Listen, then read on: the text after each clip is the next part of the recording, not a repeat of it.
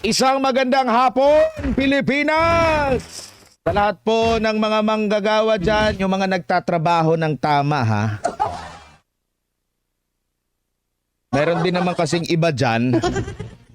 Alam mo nagtatrabaho, hindi naman minimemorize yung trabaho. Lalong-lalo na yung mga abusado nating mga nasa katungkulan. Ang name-memorize lang nila paano magnakaw sa kaban ng bayan. Welcome po sa programang Makialam. Medyo late lang tayo, ha. Dahil alam nyo naman po may binigyang tayo na programa para at least mapanood nyo sila lalo. Meron ding mga technical paulit-ulit na lang na mga technical problem. Hindi ko alam kung technical problem pa ba to. Ibang klase ng iba ng klaseng problem. Yung nako po, yung talagang malubhang-malubha na. Oo, kasi naman dito sa ating programa gusto natin yung pinaka the best sa inyo mga kapartner. Lalo ng paulit-ulit na lang yung ating programa. Alam niyo naman po, no? Atin pong programa, nag-uumpisa tayo sa greetings, sa paghatid po ng talagang sinusuri natin yung mga balitang ibinabahagi sa inyo. Tapos ang ending may nagka-problema. Ayaw pa naman nila mapuna.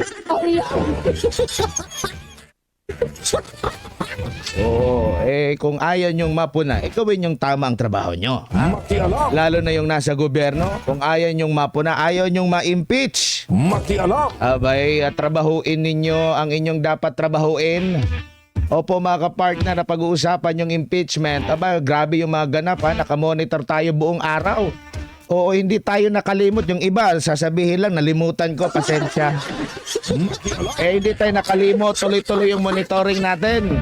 Kanina, akala natin, dalawa lang yung naghain po ng impeachment.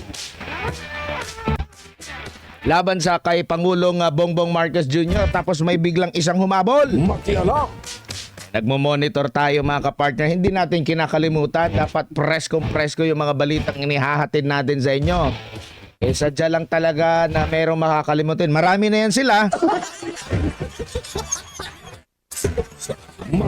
Parang nasanay na, no? Wag niyong sanayin po ang inyo pong sarili na ganyan. Hindi ka lalago niyan. Lalo na yung lagi kayong umaasa sa gobyerno. Alam natin kung may kapalpakan ang gobyerno, tapos palpak ka rin, ako po. Ay talagang wala pong mangyayari sa'yo. Kung palpak po yung gobyerno pero ikaw mismo nagsusumikap sa sarili ninyo, hindi pwede yan. Hindi tayo laging aasa sa gobyerno natin. Dapat maning kamot, maning tiil, maning tuhod, maning kung daming maning dyan. Oo, para lang magampanan mo pa rin ang iyong trabaho. No, sasahuran ka pa rin ng tama. Walang mga kuskus balungos. Pero kung ikaw ay tamad, kung ikaw ay tatanga-tanga, ay naku. Minsan baka maligsan ka dyan. Kaya talagang dapat maning kamot, maning tiil, at patuloy na mag-aral. Para maiwasan po yung pagkatanga. Minsan lutang na Kaya nga siguro yan yung dahilan kung bakit may naghain ng impeachment. No? Dahil naaapektuhan na raw yung desisyon. Iba ba kaya laging tulala, laging lutang? Hindi natin kailangan ng ganong klase po ng pamumuno po mga kapartner. Sa lahat po yan, sa lahat ng aspeto. Nasa national ka man, nasa local, nasa barangay, kailangan natin ng may sound mind na leader. Kailangan natin na talagang ang iniisip ay kapakanan ng nakararami. Hindi kapakanan ng bulsa. Hindi kapakanan ng sarili. Pag mga kapakanan lang ng sarili mo, wala kang pakinyan Oo, hanggang sa magkakamali-mali ka kasi ang iniisip mo lang sarili mo. Oo. Ay, pangit po yan talaga mga partner. Kaya magsumikap tayo ha. Ay, pag-usapan natin maya-maya kasi meron na pong pangatlo. Pero balita ko di tinanggap. Makialam! Oo, kasi wala daw yung SecGen. Pag-uusapan pa natin yan mga kapartner. Welcome sa ating programang Makialam. Dito po sa ating Himpilan DZAR 1026 YouTube channel. Napapanood nyo na ba kami sa YouTube? Napapanood nyo na? Kaway-kaway nga. Baka hindi na naman tayo naka-live. Oo, Makialam! baka nagsasalita na naman tayo tapos di pala naka-live. Kaway-kaway nga. Itaas nga yung kamay ninyo kung naka-live na ba tayo, kung napapanood nyo na kami kasi pangit naman yan. Inuubo na nga ako sinisipon tapos di tayo naka-live.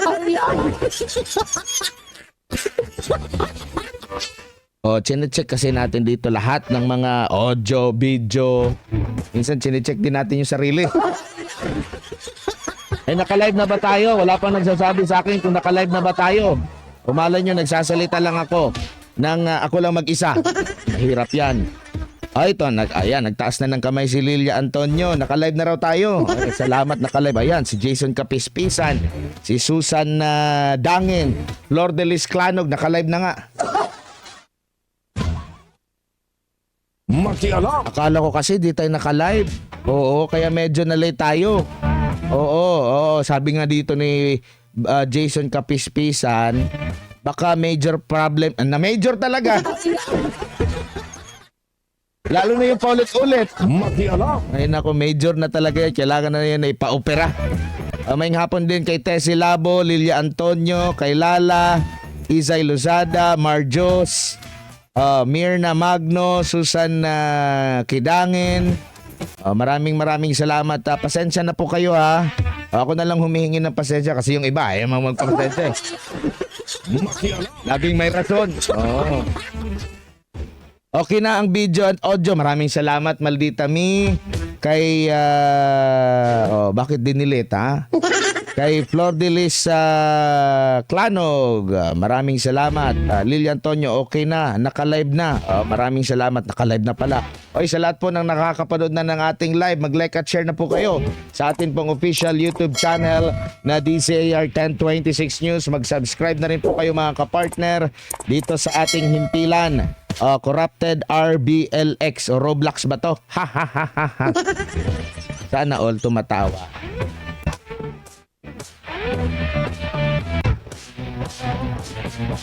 Sarap ng buhay, pa-travel-travel na lang. So meaning, pag wala yung SecGen, ang sinasabi kasi dyan, ay mamaya pag-uusapan. Sensya na, nadala lang sa bugso ng ating damdamin. Mamaya pag-uusapan natin yan.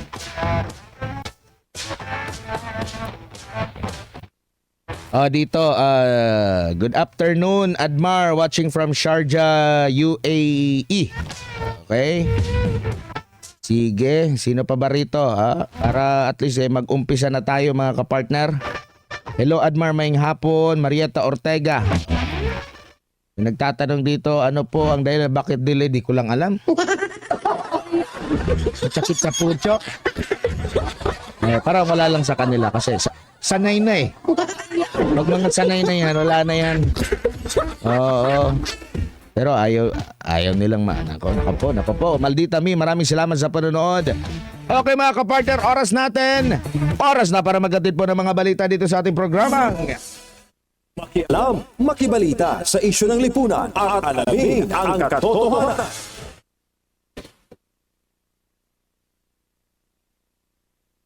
Ang bagyong Ada po mga kapartner ay nalusaw na ha mga kababayan ko ha. Wala na po yung si bagyong Ada at naging low pressure area na po siya at tuloy po siyang namataan 1,000 kilometro silangan po ng northeastern Mindanao. Pwede ba natin makita yung satellite? Ayan! Ayan! Masyadong maliwanag. Maliwanag. Maaliwalas po mga kapartner ang Pilipinas. Kasalukuyan ang amihan po northeast monsoon. Yung nakakaapekto po sa ating bansa mga kapartner. Yan po yung hangin galing sa Hilagang Silangan. Ang mga apektadong lugar Ay ang mga sumusunod dyan po sa Cagayan Valley, sa norte po ito, Caraga, Payao, Aurora, Quezon, Oriental Mindoro, Misamis Oriental. Ganun din sa Metro Manila, nalalabing bahagi ng Luzon, Visayas, Zamboanga Peninsula, nalalabing bahagi ng Northern Mindanao. Diyan naman po sa ibang lugar pa sa Mindanao, localized thunderstorm naman po. So kung may mga pag-ulap, saan din po yung may hinang mga kalat-kalat na mga pag-ulan, light rains po mga kapart, isolated light rains. Ayan, so wala na. Kailangan natin matapos yung Enero, wala na tayong bagyo po mga kapartners. Sabi pa naman ng Pag-asa, at least 11 hanggang 11 ang bagyo na posibleng pumasok po sa ating PAR mga kapartnera. Samantala sa iba pang mga balita dito, sabi dito ni Flor de Lis Clanog, signal ko ata ang may something. Full volume na pero walang sound sa signal ko ba? Di ko lang alam yan. Mamadikin na lang natin yan. Mamaya ayusin ko yun. Ako na mag-aayos. Samantala sa ibang balita mga kapartner, eto, naniniwala ba kayo nito? Ang sinasabi po, wala daw naitalang pagbabago sa presyo po ng humigit kumulang 71% ng mga pangunahing bilihin at mga produkto sa bansa. Ayon ito sa Department of Trade and Industry o DTI. Kabilang sa mga produktong walang naitalang pagbabago po ay ang sardinas, instant noodles, laundry soap, kandila, tinapay, toilet, sabon, toilet soap at mga baterya. Dahilan nito ang pagpapaliba ng mga manufacturers sa paggalaw ng presyo sa kabila po ng tumataas na gastos sa produksyon.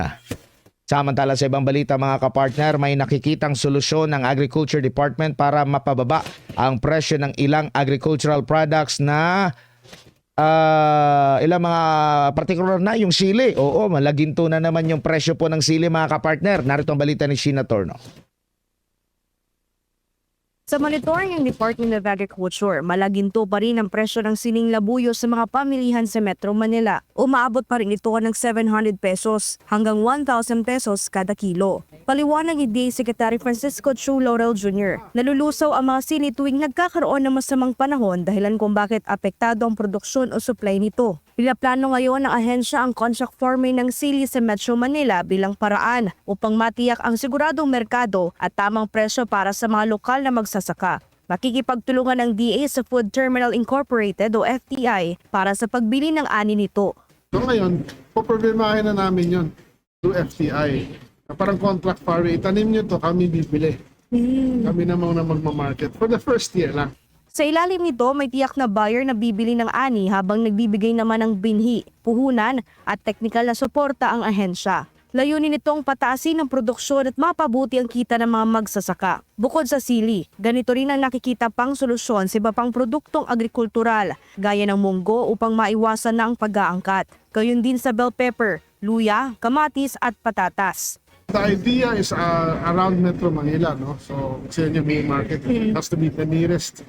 So, iniisip is yung Tandapa, Pampanga, Bataan, Rizal, Laguna, yung mga Bulacan, yung mga areas.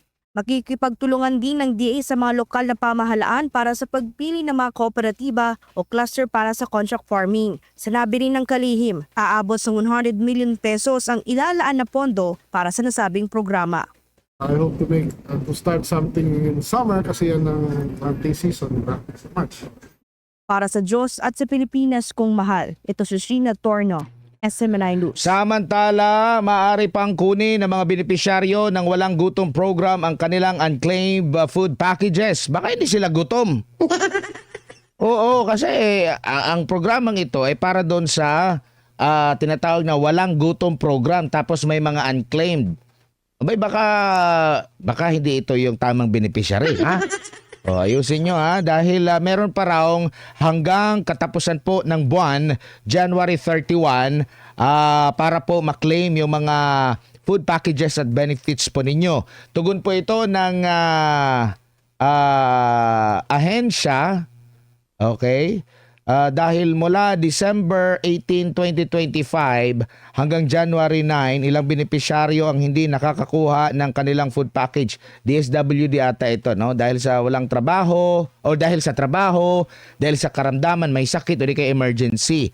Sa DSWD Central Visayas naiulat nila na hanggang January 16 ay nasa mahigit 8,100 na mga benepisyari ng programa ang hindi nakakakuha ng kanilang food package. Layunin ng walang gutom program ng DSWD na tugunan ang kakulangan sa pagkain sa pamamagitan ng pagbibigay ng panahon at sapat na food assistance. DAR Sunshine Radio. Mas malaking pabuya kontra smuggling at tax evasion ipinanukala. Saan ba sa tingin ninyo mga kababayan ko? Gusto nyo bang mas malaki yung pabuya o reward o gusto nyo yung parusang kamatayan dito sa mga ganitong klaseng tao? Ay i-post nyo nga para basahin natin mamaya. Narito ang balita ni Troy Gomez, partner Troy. At bang tama ka dyan, itinutulak ni Senador Jinggoy Estrada ang mas mataas na pabuya para sa mga magbibigay ng impormasyon laban sa tax evaders at smugglers. Sa ilalim ng Senate Bill No. 1011, maring umabot hanggang 10 milyong piso o porsyento ng marerecover na buwis at makukumpiskang smuggled goods ang gantimpala sa mga informante. Mas mataas kumpara sa kasalukuyang 1 million peso cap. Ayon kay Estrada, luma at hindi na epektibo ang kasalukuyang reward system kaya natatakot at nadidismaya ang mga whistleblower. Nakasaad din sa panukala ang mahigpit na proteksyon sa pagkakakilanlan ng informante na may parusang multa at pagkakakulong sa lalabag. Hindi rin papayagang makinabang ang mga opisyal ng gobyerno at kanilang kamag-anak. Layunin ng panukala na palakasin ang koleksyon ng buwis at tuluyang sumpuin ang smuggling. Para sa Diyos at sa Pilipinas kung mahal, Troy Gomez Nagulat, ka-partner mo sa Balita at Serbisyo. Oo, lalo na yung nasa likod ng smuggling, yan nung nagpapahirap eh. Yung mga tax evaders naman, maraming posibleng dahilan kung bakit nag-evade sila sa pagbabayad ng tax. Baka galit na rin sila sa mga kurap para wala nang makurap. Ayaw na nila magbayad ng tax. Makialam. Oo, pero masama pa rin po yun. Oo, pag mga tax evader, napakabilis ng gobyerno na hanapin, mabilis magkaso, pero doon sa mga kurap, nga. O yung sa mga smuggling naman po, malaki na po yung kinikita ng mga ano na yan. Oo, mga negosyante din yan, kawawa niyan, yung ating mga local producers. O local, yung mga retailers po natin. Minsan nakikinabang yung mga retailers kasi mas mura yung kanilang bili, 'di ba? Pero yung mga local, kaya nga namamatay yung ating mga local industry po mga kapartner dahil po diyan sa smuggling na 'yan. Samantala sabi ni Flor de Lis Clanog dito, bitay na lalo na sa mga Pilipinong kurap, naku po. Samantala sa ibang balita po mga kapartner, yung DepEd at mga LGU lokal na pamahalaan nagsanib pwersa para sa pagpapatayo ng mga silid-aralan. Ayon sa DepEd, mas mabilis silang makakakilos sa parang ito, lalo na't ang LGU ang mas nakakaalam kung ano ang pinakakailangan ng kanilang mga paaralan. Sa kasunduan, ang DepEd ang magbibigay ng standard classroom designs, technical frameworks at project oversight para matiyak ang pagpapatayo ng mga paaralan. Dahil dito, inaasahang matutugunan na ng DepEd ang tinatayang nasa 165,000 na mga classroom shortage. Pagbibigay si Pangulong Bongbong Marcos Jr. ng cash incentive sa mga atletang Pilipinong nagwagi ng medalya mula sa 33rd Southeast Asian Games o SEA Games na ginanap sa Thailand kamakailan. Maliban pa ito sa ibibigay ng Philippine Sports Commission, mali na yung pinapakita, sa Philippine Sports Commission, katuwang ang Philippine Amusement and Gaming Corporation. Kasabay nito ay pinuri rin ng Pangulo ang disiplina at sakripisyo ng mga atleta na nag-uwi ng kabuang nasa 277 na mga medalya at nakuha pa ang ika-6 na pwesto sa SEA Games.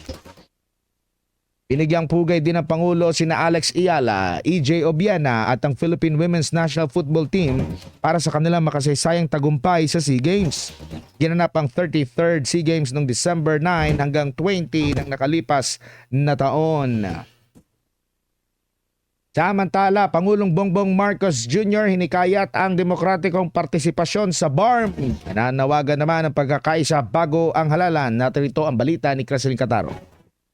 Kinikilala ang Enero 21 na Bangsamoro Foundation Day bilang pag-alala sa ratifikasyon ng Bangsamoro Organic Law sa pamamagitan ng 2019 plebiscite, isang makasaysayang pangyayari na formal na nagtatatag ng Bangsamoro Autonomous Region in Muslim Mindanao o BARM. Sa kanyang talumpati sa pagbubukas ng ikapitong anibersaryo ng pagkatatag ng BARM sa Sharif Kabunsuan Cultural Complex sa lungsod ng Cotabato nitong Miyerkules, sinabi ni Pangulong Ferdinand Marcos Jr. na ang pagtatag ng BARM ay isang patunay sa layunin ng gobyerno, iba't ibang sektor ng lipunan, mga Bangsamoro at mga katuwang sa international community na makamit ang kapayapaan, pagkakaisa at pag-unlad. Binigyang diin naman ni Marcos Jr. ang mahalagang papel ng demokratikong partisipasyon sa paghubog ng kinabukasan ng rehiyon ng Bangsamoro. Hinikayat niya ang mga mamamayan ng BARM na gamitin ang nalalapit na eleksyon bilang pagkakataon upang marinig ang kanilang tinig at patatagin ang pamahalaang responsable at nakatuon sa mamamayan. It is our hope. It is our hope that the upcoming BARM elections will serve as an opportunity for our Bangsamoro brothers and sisters to freely express their voices and aspirations. Ayon pa sa kanya, dapat pamanahan ang mga susunod na henerasyon ng uri ng pamamahala na nagtataguyod ng pananagutan, pakikilahok at sama-samang responsibilidad. My fellow Filipinos, we must stand as guardians of the progress that we have made through peace. Let us always choose unity and cooperation over division. Samantala, tiniyak ni Marcos Jr. ang patuloy na suporta ng pambansang pamahalaan habang hinimok niya ang BARM na higit pang paigtingin ang kaunlarang pang-ekonomiya at pagbutihin ang kalidad ng pamumuhay ng mamamayan. Naitatag ang BARM bilang kapalit ng dating Autonomous Region in Muslim Mindanao o ARMM sa pamamagitan ng Bangsamoro Organic Law o Republic Act No. 11054 na isinabatas noong 2018 at niratipikahan sa plebisito noong Enero 21 at Pebrero 6, 2019. Para sa Diyos at sa Pilipinas, kung mahal ito sa Creseline Catarong, SMNI News. Samantala sa ibang balita, yung pagbaba naman daw ng interest rates at kalagayan ng ekonomiya tinalakay po sa pulong sa Malacanang. Nagbabalik, Creseline Catarong. Nakipagpulong si Pangulong Ferdinand Marcos Jr. kay Bangko Sentral ng Pilipinas Governor Eli Remolona Jr. sa Malacanang upang talakayin ang pinakahuling desisyon ng BSP na magbaba ng interest rates at ang kasalukuyang kalagayan ng ekonomiya ng bansa. Noong Disyembre, nagpasya ang Monetary Board, ang pinakamataas na policy-making body ng BSP, na ibaba ang pangunahing policy interest rate mula 4.75% tungo sa 4.5%. Ibinaba rin ng Monetary Board ang interest rate sa overnight deposits mula sa 4% at ang interest rate sa overnight lending facilities mula 5.25% sa 5%. Ayon sa BSP, inaasahang mananatiling katamtaman ang paglago ng ekonomiya hanggang sa unang kalahati ng 2026 bago ito muling bumilis sa 2027 na suportado ng naunang pagluluwag ng pulisiya sa pananalapi. Inihayag ng Monetary Board na malapit nang matapos ang kasalukuyang cycle ng pagluluwag sa monetary policy. Samantala, inaasahan din ng World Bank na lalakas muli ang ekonomiya ng Pilipinas sa susunod na 2 taon. Gayon din ang paglakas ng pribadong konsumo kung mananatiling mababa ang inflation, mananatiling matatag ang employment at kung ang pagluluwag sa monetary policy ay magpapababa ng interest rates na maghihikayat sa mga negosyo at sambahayan na gumastos at mamumuhunan pa. Inaasahan din ng World Bank na lalakas ang pamumuhunan habang ipinagpapatuloy ang mga proyekto sa infrastruktura at pinapabuti ng mga reforma ang kalagayan ng negosyo. Upang matiyak ang pangmatagalan at tuloy-tuloy na paglago, sinabi ng World Bank na dapat patuloy na mas mabilis ang paglago ng mga rehiyong mababa at katamtaman ng kita kumpara sa Metro Manila. Para sa Diyos at sa Pilipinas, kung mahal ito si Creseline Catarong, SMNI News. Samantala, mas malapit na paaralan para sa mga bata sa liblib na lugar. Panukala ni Senador Bam Aquino, si Troy Gomez. Nagbabalik, Troy. At para matiyak na walang batang maiiwan sa edukasyon, iginit ni Senator Bam Aquino na dapat mailapit ang mga tinatawag na last mile schools upang hindi na lumagpas sa 30 hanggang 45 minutong biyahe ng mga mag-aaral. Sa pagdinig ng Senate Committee on Basic Education, sinabi ni Aquino na sa taong 2026, hindi na dapat makarinig ng mga kwentong 3 oras na lakaran o sakayan bago makarating sa paaralan. Anya, dapat maglatag ang Department of Education ng proximity-based policy kung saan malinaw na tinutukoy kung saan itatayo ang mga paaralan sa malalayong lugar. Sumang-ayon ng DepEd na nagsabing maaaring magtayo ng annex o integrated schools para matapos na ng mga estudyante ang elementarya at high school nang hindi na lumalayo. Layunin ng panukala na gawing mas abot kamay ang edukasyon, lalo na sa mga batang nasa liblib na komunidad. Para sa Diyos at sa Pilipinas kung mahal, Troy Gomez nagulat, kapartner mo sa Balita at Serbisyo. Samantala, bilang naman, yung Chinese tourist, inaasahang mas dadami daw sa pagpapatupad po ng visa-free entry. Samantala, yung bilang ng mga Indian tourist na bumisita po sa Pilipinas, abay sumirit pa sa 21%. Ano ba dahilan nun? Pagbaba naman ng bilang ng mga Koreanong turista sa Pilipinas dahil sa safety at security concerns. Ayon naman po yan kay Tourism Secretary Frasco. Narito ang balita ni Jason Rubrico. Epektibo na noong Enero 16 ang visa-free policy para sa mga Chinese national na magpapahintulot sa kanila na manatili sa Pilipinas ng hanggang 14 na araw. Ayon kay Tourism Secretary Cristina Garcia Frasco, inaasahan itong makakatulong ang hakbang sa pagpapaigting ng turismo sa pagitan ng Pilipinas at China, lalo na't matagal nang mataas ang demand ng mga Chinese traveler. And now, with the lifting of the requirement for a visa, we anticipate that this may contribute to a bump and a recovery of the Chinese market. I'm not going to predict that it will be a full recovery, but certainly with this bottleneck removed, we are expecting more travelers from China to come in. Ipinaalala rin ni Frasco ang karanasan sa Indian market kung saan matapos alisin ang visa requirement sa ilalim ng Administrasyong Marcos, agad sumirit ang bilang ng mga Indian tourist na bumisita sa bansa. The same thing we have seen from the Indian market. So before, you used to have to obtain a visa to come to the Philippines. But under the Marcos administration, the visa requirement was lifted. And this immediately led to a 21% jump in arrivals from India. Simula noong October 1, 2025, araw-araw na rin ang flight sa pagitan ng India at Pilipinas dahil sa mataas na demand ayon kay Frasco. Samantala, tinalakay din ng kalihim ang sitwasyon ng outbound Korean travel na bumaba sa bansa dahil sa ilang insidente na nakaapekto sa seguridad ng mga turista. The decline in the outbound Korean travel is common across the ASEAN. Hindi lang sa Pilipinas bumaba, no? Kung hindi sa ibang bansa din sa ASEAN. And as far as the Philippines is concerned, in our conversations with our stakeholders, with the embassy, and the like, of course, there have been concerns on safety and security due to some isolated events concerning Korean tourists. Sa kabila nito, patuloy ang promosyon ng Pilipinas sa Korea kasama ang airline partnerships, travel at trade collaborations at mga key opinion leaders na bumibisita sa bansa. Binanggit ni Frasco na noong nakarang taon, dumating ang mahigit 1,346,000 Koreans sa bansa. Malapit rin ang bilang ng mga turista mula sa Estados Unidos na mahigit 1.3 milyon habang ang arrivals mula sa Japan ay umabot sa 469,000. Patuloy rin aniya ang mabilis na paglago ng merkado mula Australia, Canada at China. Para sa Diyos at sa Pilipinas kong mahal, ako si Jason Rubrico, SM9 News.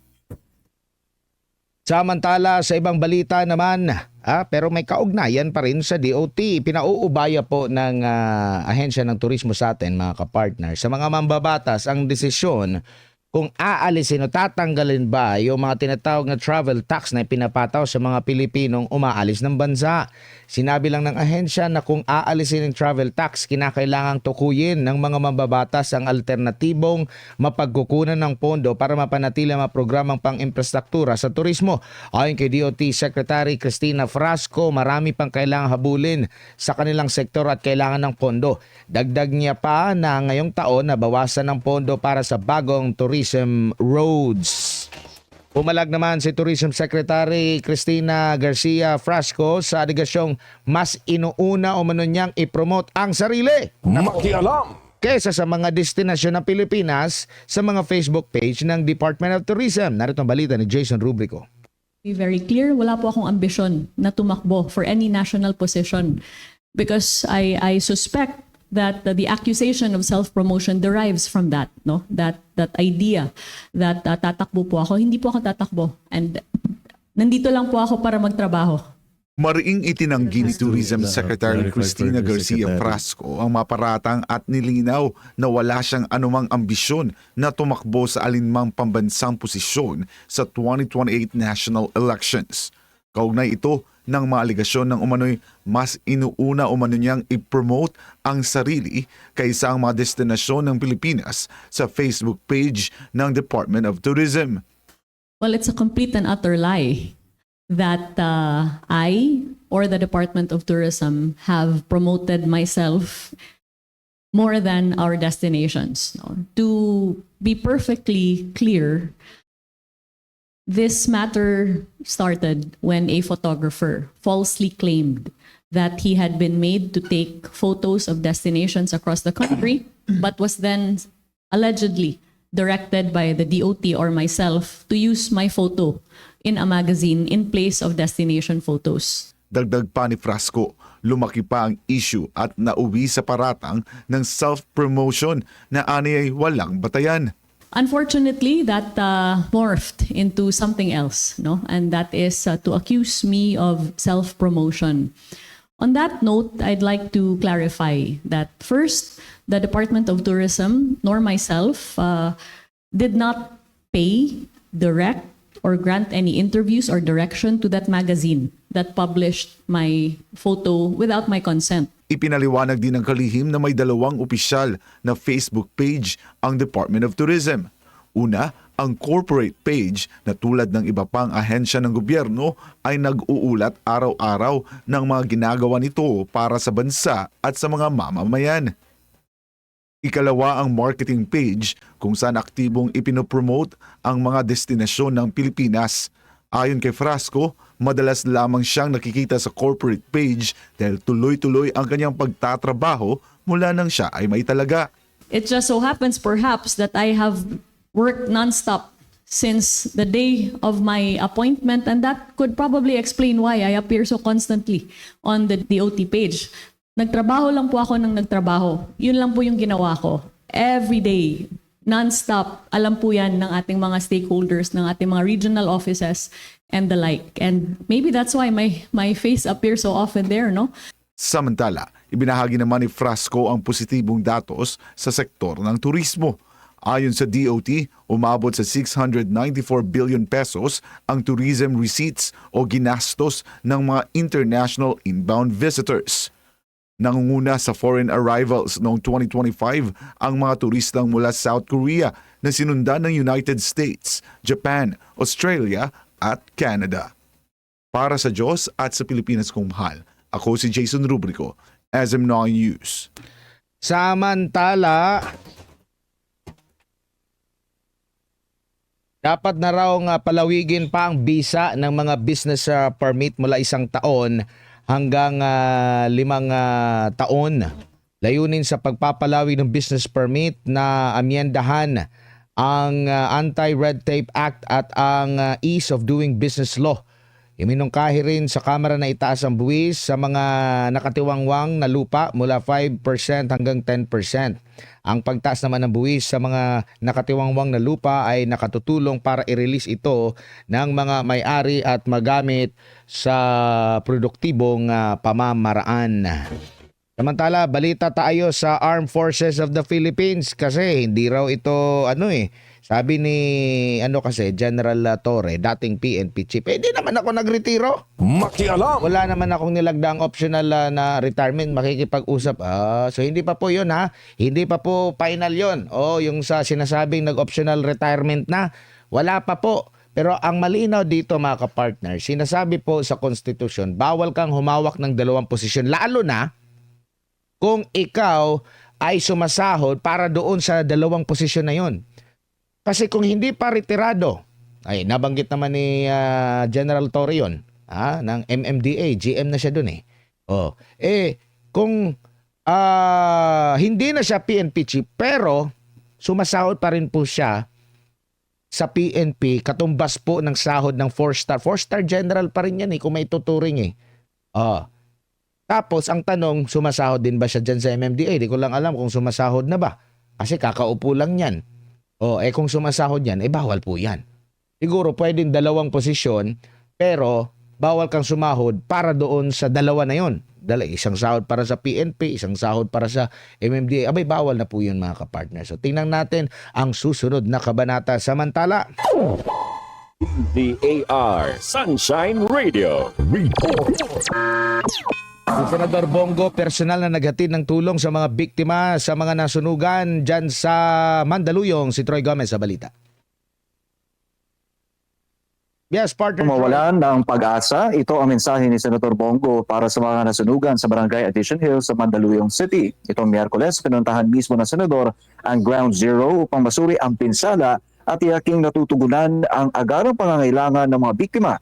Aabot sa 198 na pamilya ang nawala ng tirahan sa sunog na mabilis kumalat dahil sa dikit-dikit na mga bahay. Bukod sa relief goods at pinansyal na tulong, muling iginitigo ang kahalagahan ng maayos na disaster preparedness, kabilang ang pagtatayo ng permanenteng evacuation center sa ilalim ng Ligtas Pinoy Setters Act at pagpapalakas sa kakayahan ng mga bumbero sa pamamagitan ng BFP Modernization Act. Pinalahanan din ng Senador ang mga residente na bukas ang Malasakit Center sa Mandaluyong para sa tulong medikal. Para sa Diyos at sa Pilipinas kung mahal, Troy Gomez Agulat, kapartner mo sa Balita at Serbisyo. Samantala, dito tayo, balita naman ng militar dahil yung AFP po ay gumagawa na raw ng hakbang upang mapaayos po ang record sa Commission on Audit. Narito ang balita ni Almar Forsuelo. Nangako ang Armed Forces of the Philippines o AFP na aksyonan nila ang mga nakita ng Commission on Audit o COA na mahigit 200 million pesos na unliquidated cash advances at mahigit 72 million pesos na deposit sa mga unauthorized bank accounts noong 2024. Ayon sa AFP, ginagawa na ng paraan ng kanilang accounting center sa pakipagtulungan ng Finance Center ang mga hakbang upang maiwasto ang kanilang mga records at mabawi ang hindi pa nababayarang obligasyon. Sinisikap na rin umano ng AFP na matunton ang mga opisyal ng kanilang hanay na wala na sa serbisyo at mabawi ang pondo ng pamahalaan nang naaayon sa mga direktiba ng Commission on Audit. Tungkol naman sa isyu ng mga hindi otorisadong bank accounts, sinabi ng AFP na gumagawa na sila ng agarang hakbang upang maipasara ang mga bank accounts na tinutukoy ng COA. Sa huli, nangako ang AFP na kanilang patuloy na pagtitibayin ang kanilang financial system upang maiwasan na maulit pa ang naturang issue. Para sa Diyos sa Pilipinas kung mahal, Almar Forsuelo, SMNI News. Samantala, 5 baril naman na nakarehistro kay Atong ang isinuko po sa PNP.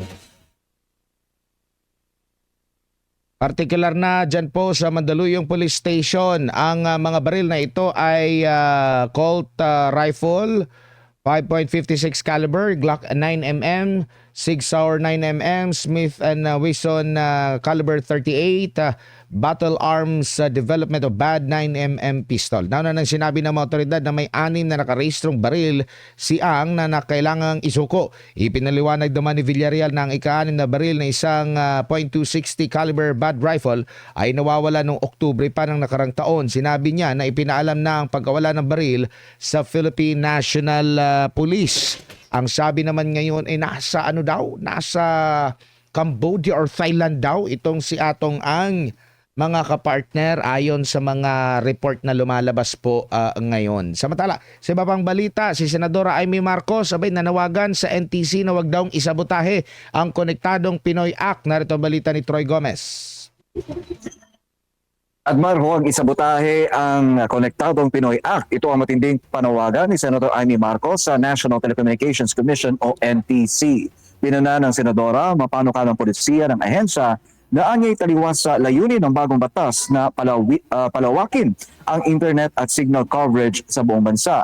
Ayon kay Marcos, masyadong mahigpit ang draft circular ng NTC, lalo na para sa mga maliliit at community-based providers dahil sa mataas na kapital at bond requirements na maaring pumatay sa kompetisyon.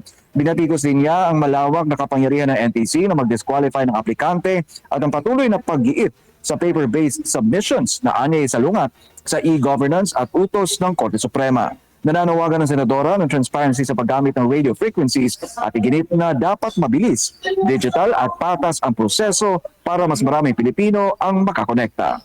Para sa Diyos at sa Pilipinas, kung mahal, Troy Gomez nag-ulat, ka-partner mo sa Balita at Serbisyo. Samantala kahapon nga po ay kaarawan ni Senadora Bato de la Rosa. Senador Bato, hindi Senadora. Senador Bato de la Rosa po mga kapartner, no? At sa kanyang ika-64 na kaarawan ay nag-post po ito sa social media kung saan binigyang diin po niya ang kanyang paninindigan sa ustisya, pambansang soberanya at pagmamahal sa bayan. Sa gitna po ito ng patuloy na kontrobersya ukol sa umano'y kaso ng International Criminal Court laban sa kanya. Tiniyak naman ni De La Rosa sa publiko na siya ay buhay, malusog at naghihintay ng tamang proseso ng ustisya. Matatandang hindi na muna nagpapakita sa publiko si De La Rosa simula noong November 2025 matapos sabihin ni Ombudsman Boying Rimulya na merong inilabas na warrant of arrest laban sa kanya ang ICC. Samantala, opisyal nang nailipat sa DOJ ang kustodiya ni dating DPWH Engineer Henry Alcantara sa ilalim ng Witness Protection Program. Narito ang balita ni Margot Gonzalez. Inalis na si dating DPWH District Engineer Henry Alcantara sa Senado at formal nang inilipat sa kustodiya ng Department of Justice sa ilalim ng Witness Protection Program o WPP. Ito ay kasunod ng pag-qualify ni Alcantara sa naturang programa bilang state witness sa flood control scandal. Sa tanong kung sa isang safe house na ito inilipat mula sa pasilidad ng Senado, tumanggi si Vida na magbigay ng anuman pang impormasyon. He is officially under protective custody of the Witness Protection Program of the Department of Justice. Any further information we cannot no longer disclose. Exactly those details we cannot disclose. Samantala muling namang dumating sa DOJ si dating Public Works Undersecretary Roberto Bernardo para sa nagpapatuloy na case build-up sa flood control scandal. Si Bernardo ay isa rin sa mga napiling state witness anomalya. Ayon kay Secretary Vida, nagpapatuloy pa ang diskusyon pagdating sa kanyang kustodiya at sa iba pang state witness na sila Gerard Opolencia at konetbistang si Sally Santos. Samantala kung ang ombudsman ay nakatanggap ng feelers mula kay dating Congressman Saldico, ang Department of Justice wala daw natatanggap. Ayon kay Vida, wala namang epekto ang sinasabing feelers ng dating kongresista sa kinahaharap nitong patong-patong na reklamo sa DOJ gaya ng malversation, graft at plunder complaints. Sa feelers na natanggap sa ombudsman, gusto raw makipagdialogo ni Saldico. Yung ongoing investigation, may mga proseso to, ba? It will affect, di ba? Of course, we don't weigh evidences na wala naman doon sa proseso, no? So, pag sinabi mo lang feelers, paano makaka-apekto yun, di ba? Kasi syempre, ang pagbabasihan ng ating mga piskal, ng ating mga prosecutors, na yung pag-evaluate ng iba't ibang pira-pirasong ebidensya, ay kung ano yung sinasabit sa kanila. Sa kabilang banda, patuloy naman ang case build-up ng DOJ laban sa iba pang sinasangkot sa flood control scandal, katulad ni dating Senate President Jesus Escudero. There are movements in all the case build-up. Ano yung kine-case build-up namin? But whether it's ripe now for a preliminary investigation, no, I cannot foretell it. No, I don't want to preempt. Para sa Diyos at Pilipinas kumahal, Margaret Gonzalez, SMNI News. Samantala, kahapon din po ay may nilabas na tinatawag na minority report. Ito po yung sa panig po ng minority ng Senado ukol sa kanilang pananaw sa nangyari pong investigasyon dyan po sa Senate Blue Ribbon Committee. Pero tinawag itong basura ni Senador Ping Lacson. Narito ang balita ni Troy Gomez. Araw ng Martes nang iprinisinta ni Senators Rodante Marcoleta at Aimee Marcos sa media ang kanilang tinawag na Minority Report kaugnay ng isinasagawang investigasyon ng Senate Blue Ribbon Committee. Ang dokumento na umabot sa halos 500 pahina ay naglalaman ng mga testimonya ng mga resource persons sa mga pagdinig ng komite at pirmado ng 5 sa 9 na senador na kabilang sa minority bloc. Batay sa report, may mga testimonya umanong nagtuturo kay dating House Speaker Martin Romualdez bilang may malaking kaugnayan sa umano'y sistematikong modus sa flood control projects. Yung arrows kasi, base sa nagtuturo sa kanya at mababasa nyo sa kanilang mga testimonies, individual. Talagang, for example, Gutesa, tinuro si Saldico and Martin Romualdez. Si Diskaya, nabanggit din ang pangalan ni Martin Romualdez. At yung mga iba, si Alcantara, si Bryce Hernandez, pinagtuturo kung sino-sino at papunta lahat sa direksyon ni Martin Romualdez. Ngunit maring kinestyon ni Senate President Vicente Tito Soto III ang pagiging lehitimo ng nasabing report. Ayon kay Soto, sa ilalim ng Rules of the Senate, maaari lamang magsumite ng minority report matapos maisumite ang opisyal na committee report ng Mother Committee at mapag-usapan ito sa plenaryo. Kung hindi anya, isa lamang itong opisyal na dokumento. Mas matindi naman ang naging pahayag ni Senate President Pro Tempore at Blue Ribbon Committee Chairman Panfilo Ping Lacson na hayagang tinawag na basura ang naturang minority report. Ayon kay Lacson, sa ilalim ng mga patakaran ng Senado, ang Blue Ribbon Committee lamang ang maaring maglabas ng opisyal na ulat. At ito ay dapat pirmado ng mayoriya ng mga miyembro, hindi lamang ng ilang senador mula sa minority bloc. Sa gitna ng palitan ng pahayag, nananatiling hati ang Senado sa direksyon ng investigasyon sa flood control projects, habang iginigiit ng minority senators na dapat sundan ang umano'y mga ebidensyang nagtuturo sa mga nasa itaas. Naninindigan naman ang pamunuan ng Blue Ribbon Committee na iisa lamang ang lehitimong proseso sa ilalim ng mga patakaran ng Senado. Para sa Diyos at sa Pilipinas kung mahal, Troy Gomez nag-uulat, SMNI News. Samantala, ito, kahapon naman nangyari po mga kapartner ang pagsasampa ng panibagong reklamong plunder at graft laban kay Vice President Sara Duterte. Ito sa pangunguna ni dating Senador Antonio Trillanes. Narito ang balita ni Sheena Torno. Makakapal na mga dokumento ang dala-dala ng isang civil society group na the silent majority sa Office of the Ombudsman umaga ng Miyerkules. Kasama ng grupo ang dating senador na si Antonio Sonny Trillanes IV para maghain ng patong-patong na reklamo laban kay Vice President Sara Duterte. Kabilang sa mga kasong isinampa ang plunder, graft at malversation, kaugnay ito na umunoy anomalya sa kanyang panunungkulan bilang dating kalihim ng Department of Education at Mayor ng Davao City. Tungkulin namin na panagutin ang mga opisyal na nagkakasala sa bayan. Si Sara Duterte ay marami ng paglabag sa batas, sa konstitusyon at sa tiwala ng mamamayang Pilipino na matagal nang pinalagpas at hindi na dapat palampasin pa. Batay sa reklamo, kabilang sa mga alegasyon ng 650 million pesos na confidential funds ng Office of the Vice President at Department of Education, 2.7 billion pesos na pondo ng Davao City. Kasama rin umano ang 8 billion pesos na overpriced laptops, mahigit 12 billion pesos na COA disallowances at 7 billion pesos na unliquidated cash advances sa Department of Education. Binanggit din ng umunoy hindi pagdeklara na higit 2 bilyong pisong yaman sa SALN at mga paratang ng bribery at korupsyon. Napakahalaga na mapanagot itong si Sara Duterte, siya Vice President ng ating bansa. Kailangan malaman ng mga kababayan natin na na isa siyang kurakot. Nanawagan si Trillanes sa Office of the Ombudsman na agarang kumilos sa mga alegasyon na kinaharap ngayon ng Vice Presidente. Desyembre noong nakarang taon na unang maghain ang grupo ni dating BSP Undersecretary Shelo Magno ng kaparehong reklamo kaugnay ng mga irregularidad sa confidential funds. Sa ngayon, wala pang pahayag na inilalabas si Vice President Duterte sa mga alegasyong isinampa laban sa kanya sa Ombudsman. Para sa Diyos at sa Pilipinas kung mahal, ito si Sheena Torno, SMNI News. Samantala, issue at mga kaso laban kay Vice President Sara sa Ombudsman recycled at paulit-ulit lang ayon sa isang political analyst. Narito naman ang balita ni Angel Pastor. Recycled na naman itong issue na ito. Tapos kung titingnan natin, the same na mga bloke ng tao. Kasi hindi na siya nagiging objective man eh.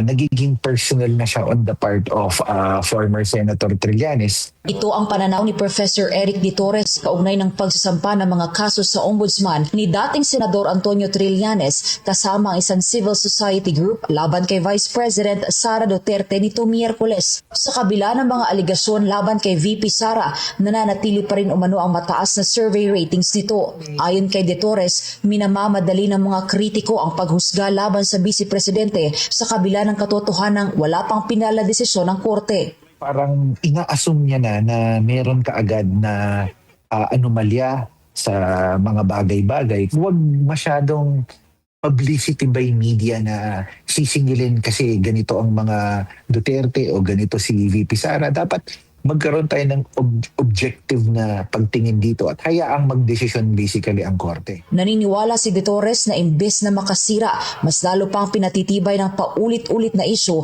ang suporta ng publiko kay VP Sara. Dagdag pa niya, nagiging mas mapanuri na ang taong bayan dahil ramdam nila ang paglayo ng diskurso sa mas mahalagang usaping dapat pagtuunan ng pananagutan. Mas lalong nasusuya yung taong bayan kasi ang layo-layo eh. Ito yung flood control na ang dami-daming mapanagot. Tapos biglang all of a sudden, ito na naman yung VP Sara issue. So, alam mo, matatalino na yung taong bayan eh. Ang iniisip ngayon nila na ito ba, totoong may issue sa kanya. Ang kasong plunder at graft ang inihain ni Trillanes laban kay Vice President Sara Duterte sa ombudsman ay kaugnay ng umano'y anomalya sa kanyang panunungkulan bilang dating kalihim ng Department of Education at bilang dating alkalde ng Davao City.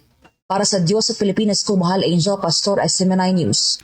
Samantala, kanina po ay meron pong gusto. Sinabi na natin gusto kasi hindi naman po na ituloy na naihain po mga kapartners. Ito pong pangalawang impeachment complaint laban po rito kay President Bongbong Marcos Jr. mga kapartner. Ito po ay pinangunahan ng grupong bayan. Makakaliwang grupo po ito. At pumunta sila dyan sa opisina ng Secretary General po ng Kamara. At inendorso nila itong reklamo. No? Kaugnay o nakasentro ang kanilang complaint kaugnay sa betrayal of public trust, pagtataksil sa bayan po mga kapartner. No? At dahil nga sa talamak, malawak at sistematikong korupsyon sa flood control projects mula noong 2022 hanggang last year, 2025 po mga kapartner. Ito po ay inendorso ng mga mambabatas, mga kongresista sa ilalim po ng tinatawag na Makabayan Block. Makabayan Block daw yun sila eh. Oo. Tapos, after nun mga kapartner, pumunta rin ang grupo ng mga dating mambabatas, kilalang personalidad, dating mga government official. By the way, yung pangalawang impeachment complaint na inihain po ng grupong bayan ay hindi rin po nila naihain pala formally dahil wala daw doon ang Secretary General. Makialam! Giit nila, sinasabi naman doon Office of the Secretary General. Makialam! Hindi naman sinasabi na ibigay sa Secretary General. Makialam! Kundi mismong sa opisina doon i-endorse. Na ngayon dito sa pangatlo po mga kapartner na impeachment complaint, nanguna rito ang dating kongresistang si Mike Defensor, dating kongresistang si Jacinto Jing Paras, abogadong si Attorney Ferdy Topacio, present din kanina si Manong Chabit, andun din kanina si Attorney Garcia, no, dating general. Mag-aain na sana sila ng ikatlong impeachment complaint, no? Ngunit hindi po tinanggap na naman Makialam. ng opisina ng House Secretary General. Oo. Ang sinasabi nga po nila mga kapartner, na ang sinasabi naman po sa patakaran, okay, ay opisina. Hindi po sinasabi porket wala doon yung Secretary General, hindi po maipapasok. Sinabi doon, office Oo. Para nyo namang ginaya doon sa issue kay Secretary Frasco. Makialam. Ang gusto ng ating mga kababayan, makita yung mga magagandang tanawin. Gusto ng mga foreigner, magagandang tanawin, tapos siya yung nakikita.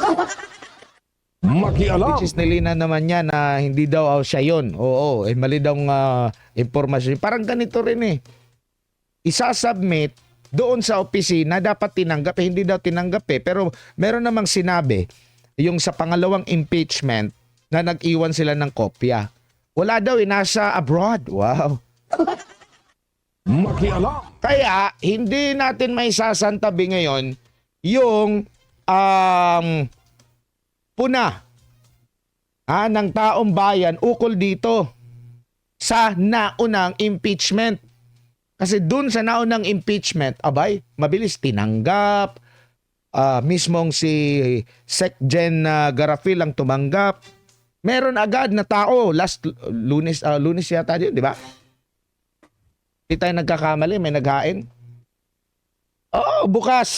Tapos, nabulgar na sinasabi daw, di umano, abogado raw yung nagsampa, abogado daw ni First Lady, yun daw yung abogado nagsampa ng disbarment kay Attorney Glenn Chong, na stout siya critic ng kasalukuyang administrasyon.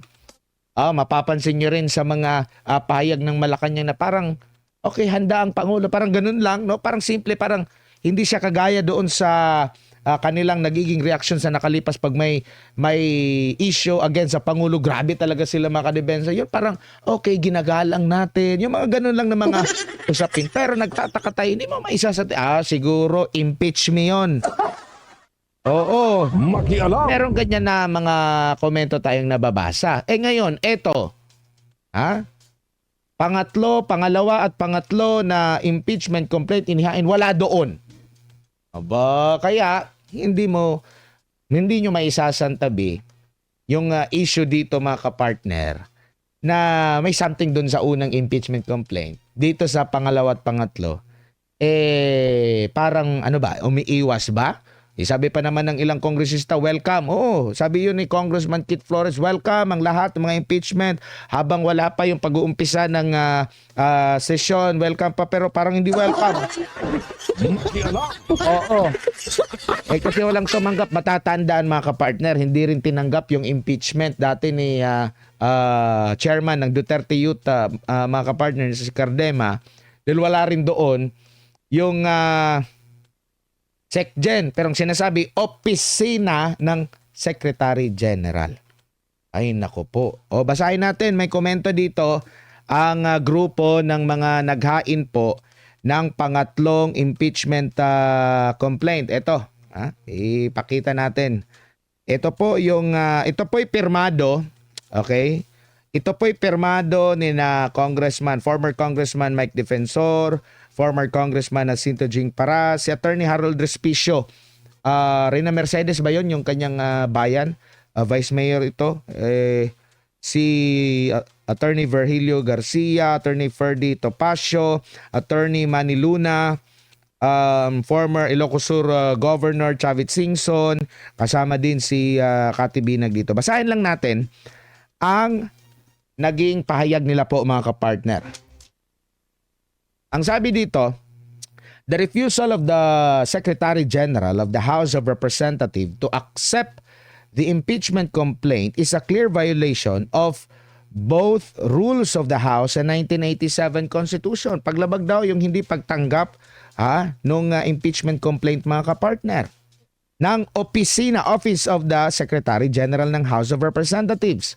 Sabi pa dito, under the Constitution, the House of Representatives has the sole power to initiate impeachment proceedings. The rules of the House explicitly provide a ministerial duty for the Office of the Secretary General. Ministerial duty. Tatanggapin lang na naman niya dapat yung kung ano man ang mga dokumentong ibibigay para dyan sa Kamara. To receive and record impeachment complaints that are duly filed. There is no discretion given to the Secretary General to reject. Hindi pwedeng mag-reject, magbibigay kahit present o hindi present, mga kapartner. Sabi pa rito sa kanilang joint statement, there is no discretion given to the Secretary General to reject, screen, delay, or block such filings. By refusing to accept the complaint, the office effectively usurps the constitutional authority of the House itself and denies the Filipino people their only lawful mechanism to raise grievances against a sitting president. Impeachment is not a political favor. It is a constitutional right. It is the only formal process through which citizens, through their representatives, can seek accountability from the highest official of the land. To block this process is not merely procedural error. It is a constitutional violation. Naniniwalang grupo na paglabag ito. Sinasabi, tanggapin, opisina. Hindi ibig sabihin kung wala dyan, alangan naman. So dapat pala, nandyan lagi yung pwede ihatid sa bahay nila yung kailangan present palagi. Di ba? To block this process is not merely procedural error, it is a constitutional violation, an obstruction of a lawful remedy, and a direct assault on the people's right to petition government for redress of grievances. The House of Representatives exists to serve the people, not to shield those in power from scrutiny. Pangalawang imahe. The rules are clear, the Constitution is clear, the duty is clear, and no office as the authority to silence the people's voice. Ano bang masasabi nyo dyan, mga kapartner? Sumayin nyo po ang programang Makialam ngayon pong Thursday afternoon, January 22, 2026, mga kapartner. At syempre huwag kalimutan mag-like, share, follow, subscribe na po tayo dito po sa atin pong programa para lagi kayong updated, mga kapartner. Maraming salamat po sa inyong pakikinig. Post lang kayo ng comment sa comment section. Babasahin natin yan. Magre-react din tayo dyan. Maya't maya po, mga kapartners. Maraming salamat. Paalam.